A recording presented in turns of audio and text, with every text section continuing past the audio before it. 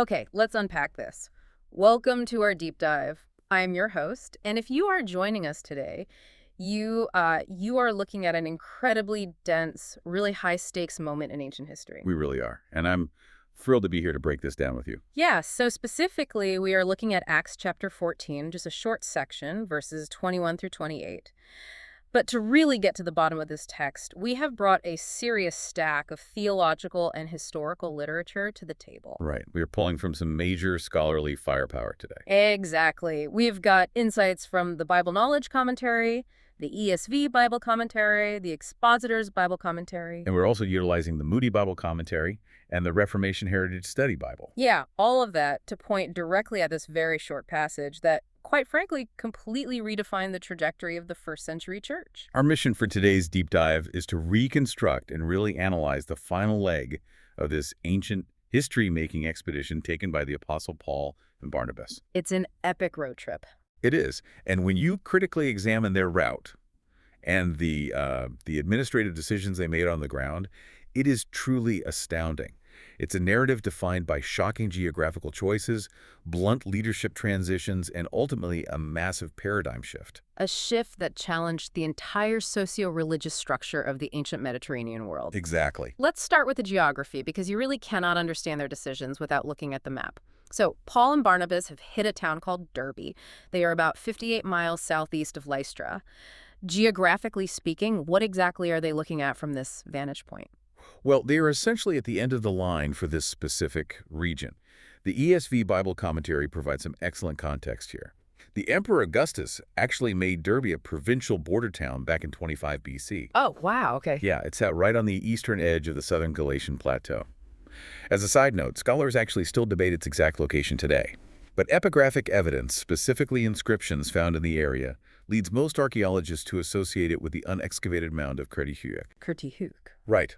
But the crucial point for us is its status as a border town. They had reached the absolute frontier of their current operational theater. Which presents them with a massive logistical dilemma. I mean, Derbe was the farthest point in their journey. From this border town, they could have simply walked southeast, crossed through the pass in the Taurus Mountains, the Cilician Gates, and made a relatively straightforward journey back to their starting point of Syrian Antioch. And that would have been the logical, self-preserving choice. They had fulfilled their initial mandate, they established communities of believers, and they faced immense physical trauma. Right. What's fascinating here is that they absolutely did not take that route. They didn't. No, instead they made a highly counterintuitive and physically dangerous decision to backtrack. They turned around and retraced their steps directly through the cities of Lystra, Iconium, and Pisidian Antioch. Okay, wait, I have to push back on the logic of this. Let's look at this strategically. We know from earlier in the chapter that these were the exact cities that had just orchestrated violent mobs against them. Yeah, literally just days or weeks prior. Right. In Lystra, Paul was quite literally stoned and dragged out of the city, left for dead. From a purely administrative standpoint, isn't walking right back into that blast zone just terrible planning? It sounds like it. Like, why not write a letter from a safe distance or send a lesser-known envoy who wouldn't be immediately recognized by the local magistrates? It's a completely fair critique of their strategy. And from a modern risk management perspective, it looks reckless. But the Expositors Bible Commentary makes a really compelling argument regarding their methodology here. Okay, what do they say? Paul and Barnabas understood that an epigraphic presence, like a letter, was absolutely no substitute for physical presence when a community is in its infancy. They knew these new believers were facing the exact same hostile local authorities that had just stoned Paul. The same exact mobs. Exactly. The longer, incredibly dangerous route demonstrates their underlying missiological philosophy. Planting a church wasn't enough, It had to be actively cultivated. So they prioritized the spiritual survival of these new communities entirely over their own physical safety. They did. That drastically shifts how we should view their leadership. It wasn't just a haphazard travel itinerary. It was a deliberate, calculated risk. Very calculated. And just to clarify for you as you visualize this route, when we say they went back through Pisidian Antioch, we need to distinguish that from their ultimate home base. Yes, that is an essential distinction. Because Pisidian Antioch was a Roman colony in the region of Galatia, high up on the plateau where they had faced severe persecution earlier. Syrian Antioch, on the other hand, was the massive cosmopolitan metropolis far to the east on the Orontes River. That was their launching pad and sponsoring church. Two completely different environments. Yeah. So they are sneaking back into Pisidian Antioch, Iconium, and Lystra. Hmm. And the text outlines a very specific agenda for these return visits. It says they were strengthening the souls of the disciples and exhorting them to continue in the faith. But the mechanics of how they strengthen them is what really stands out to me. Oh, absolutely. Because they didn't try to soften the blow. The text gives us their exact phrasing. They said, "We must, through many tribulations, enter the kingdom of God." It's so blunt. It is. If you are trying to retain members in a highly persecuted, marginalized movement, promising them many tribulations seems totally counterproductive. Right. It completely ignores the standard playbook for gaining mass appeal. But the Moody Bible commentary delves into the necessity of this blunt honesty.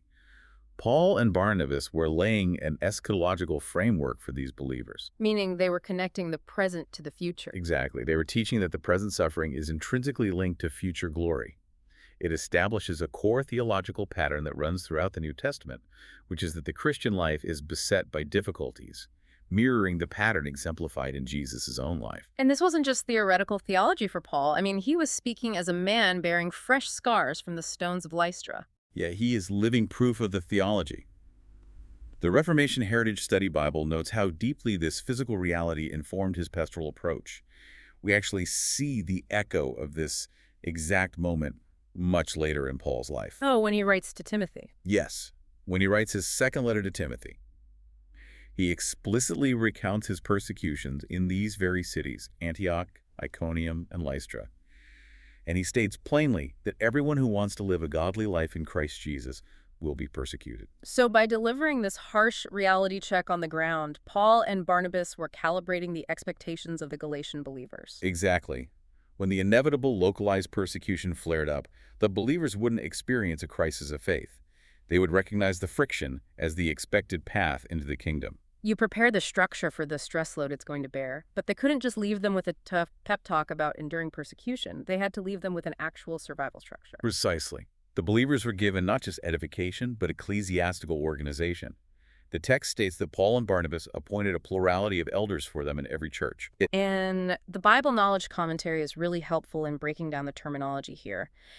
In these early Gentile majority churches, terms like elders from the Greek presbyteros and bishops or overseers from the Greek episkopos, they were used interchangeably. They described functional roles, really. Spiritual guidance, doctrinal protection, and administration, Right. rather than formal hierarchical titles that we might see centuries later. The functional overlap is key, but this raises a significant logistical question for me.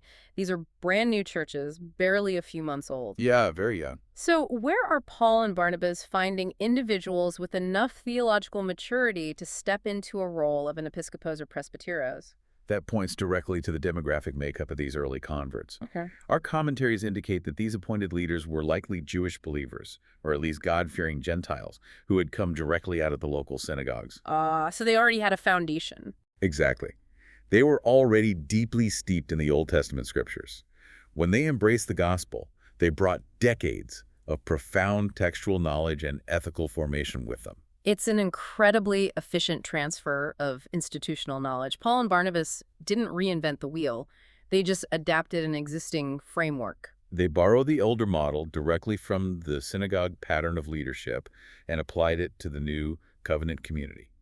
And they accompanied this organizational process with prayer and fasting, formally committing these new leaders to the Lord in whom they had believed. It left these young, vulnerable churches with an embryonic yet highly functional administrative structure before the founders even walked out the door. It was brilliant administration. Okay, so they've survived the dangerous backtrack through the Galatian plateau, they've braced the communities for tribulation, and they've instituted the synagogue-style leadership teams.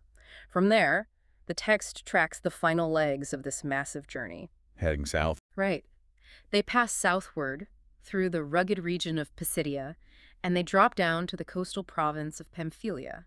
Here, they stop to preach the word in a city called Perga. Which is a really notable detail because they are essentially tying up loose ends. The ESV commentary reminds us that Paul and Barnabas had passed through Perga earlier on their first leg of the journey. But for reasons the text doesn't fully explain, They hadn't established a witness there. So they are making sure the initial mandate is fully completed before going home. Exactly. And finally, they head down to the coast to the port city of Antalya. Today, that is the modern-day city of Antalya in Turkey. Right. The ESV commentary points out that it continues to serve as a bustling marina to this day. You can actually still see the remains of an ancient Roman mausoleum overlooking the harbor. From Antalya, they catch a boat and sail east, back across the Mediterranean to Syrian Antioch. Before we discuss the reception they received there, we really need to pause and quantify the sheer scale of what has just happened. It's massive. It really is. This was the first systematic missionary journey of its kind. Chronologically, it lasted between 1 and 2 entire years. Just living entirely on the road, entirely exposed to the elements, bandits, and local magistrates for up to 24 months. The distances alone are staggering. Historians estimate they traversed more than 700 miles by land and 500 miles by sea. Wow. And when they finally sail back into Antioch of Syria, they aren't just returning to a home base to rest. They're officially reporting back to their sponsoring congregation. This was the specific body of believers who had originally laid hands on them, separated them for the work, and committed them to the grace of God. Here's where it gets really interesting. Paul and Barnabas gather the whole church together in Syrian Antioch to give their formal debrief. But the headline of their report isn't the 1,200 miles they logged. No, it's not. It's not the physical administrative structures they set up, and it's not even the physical trauma they endured in Lystra. The headline is entirely theological. The report they delivered was that God had, and this is the exact phrase, opened a door of faith to the Gentiles. The Bible Knowledge Commentary spends a lot of time on this specific phrase, because its implications are just earth-shattering for a first-century Jewish mind. Completely. Up until this specific moment in history, the early followers of Jesus were almost exclusively Jewish, operating strictly within the confines of the Mosaic Law. It carries world-altering theological weight.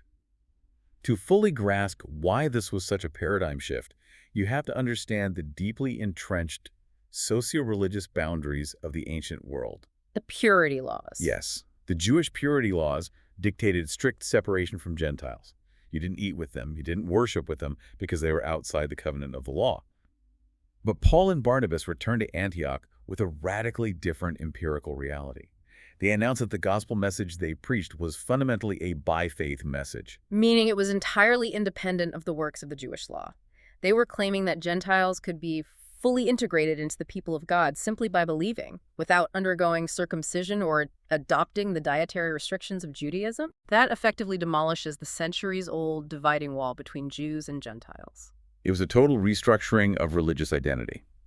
And the Reformation Heritage Study Bible emphasizes a critical nuance in how the missionaries framed this. Notice who gets the agency in their report. Right, it wasn't about them. Exactly. They didn't claim that they had cleverly figured out a way to bypass the law to boost their conversion numbers. They declared all that God had done with them. Saving faith and repentance were framed entirely as divine gifts. It was God whose sovereignty opened the door of faith to the Gentiles. Paul and Barnabas merely walked through it and witnessed the results. That theological framing is vital because of the storm that is about to hit. You can imagine the scene in Syrian Antioch. This large, increasingly cosmopolitan church is thrilled by the news, but this exact same report is going to sound like absolute heresy to the more traditional, law-observant believers down in Jerusalem. Oh, absolutely. If we connect this to the bigger picture, this report is the match that lights the powder keg of the early church. The claim that Gentiles could bypass the Mosaic law was deeply offensive to the Jewish Christians in Judea. It immediately triggers a severe controversy. It does. This fundamental clash over the requirements for salvation and inclusion directly sets the stage for the most critical administrative event in early church history. The Jerusalem Council. Yes, the Jerusalem Council, which takes place in the very next chapter, Acts 15. The inclusive policy that Paul and Barnabas inaugurated on the Galatian plateau had to be intensely debated, tested, and officially resolved by the apostles in Jerusalem. So the end of this journey is really just the inciting incident for the theological debates that dominate the rest of the New Testament. It really is. So what does this all mean for you? We've covered a massive amount of ground today, from the logistical challenges of ancient travel to the nuances of ecclesiastical polity and the tectonic shifts in covenant theology. But there is a brilliant, almost hidden detail buried in the Expositors' Bible commentary that perfectly bridges this ancient text to modern organizational dynamics. It has to do with the geographical disparity we mapped out earlier. Exactly. When you read the book of Acts, Luke, the author, naturally spends the bulk of his narrative focusing on the massive, influential churches in major urban centers. Places like Jerusalem, Ephesus, or Syrian Antioch. Right. But when you look at the actual personnel who drove the movement forward, it was the small, rural, flyover towns like Derbe and Lystra that produced the most crucial leaders. It's an incredibly consistent historical dynamic. From these smaller, highly persecuted, far-flung outposts came individuals who would become absolute pillars of the first century church. Men like Timothy, who was from Lystra, and Gaius, who hailed from Derbe. They eventually became essential traveling companions, theological heavyweights, and trusted delegates for Paul in his later ministry. It perfectly illustrates that while massive organizations or metropolitan centers often command the headlines and the resources, it is so often the quiet, marginalized outposts that provide the essential groundwork and the resilient personnel who actually sustain the mission long term. And that reality gives profound weight to Paul's decision at Derbe to make that dangerous U-turn. It does. If he and Barnabas had prioritized their own safety and marched straight back to Syria, maybe Timothy and Gaius wouldn't have received the pastoral strengthening they needed. Maybe those embryonic churches would have fractured under the pressure of the local magistrates. And the timeline here is critical too, right? Yes. The consensus among many of our commentaries is that right around this time, circa AD 48, shortly after arriving back in Syrian Antioch, Paul likely sat down and drafted the epistle to the Galatians. So he is writing his most fierce defense of justification by faith to the exact same people he just risked his life to revisit on the plateau. The theological continuity there is just staggering. He was still aggressively pastoring them and defending their equal status in the church, even from hundreds of miles away. The integration of his physical actions and his written theology is seamless. We have covered a tremendous amount of historical and theological ground today. Thank you so much for joining us and trusting us to synthesize these commentaries for you. We love digging past the surface narrative to see the actual mechanisms that drove these historical events. Before we wrap up today's deep dive, my co-host has one final provocative thought drawn from the text for you to take with you. Think critically about that deliberate, agonizing choice Paul and Barnabas made at the border town of Derbe. They actively chose to turn around and walk back into a hostile environment solely to ensure the foundation they had laid was actually solid. In our own lives, whether in business, academia, or our personal relationships, when we achieve a milestone or finish a project, our natural instinct is to immediately take the easy road back to our own Syrian Antioch. We just want to go home. Right. We want to claim the victory, write the report, and move on to the next big thing. But I want you to ask yourself, what dangerous backtrack are you avoiding right now?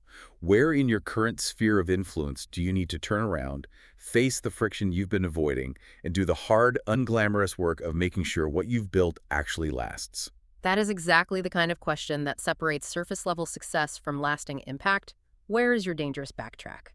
Thank you again for joining us. Keep digging into your curiosities, keep asking the hard questions, and we will catch you on the next deep dive.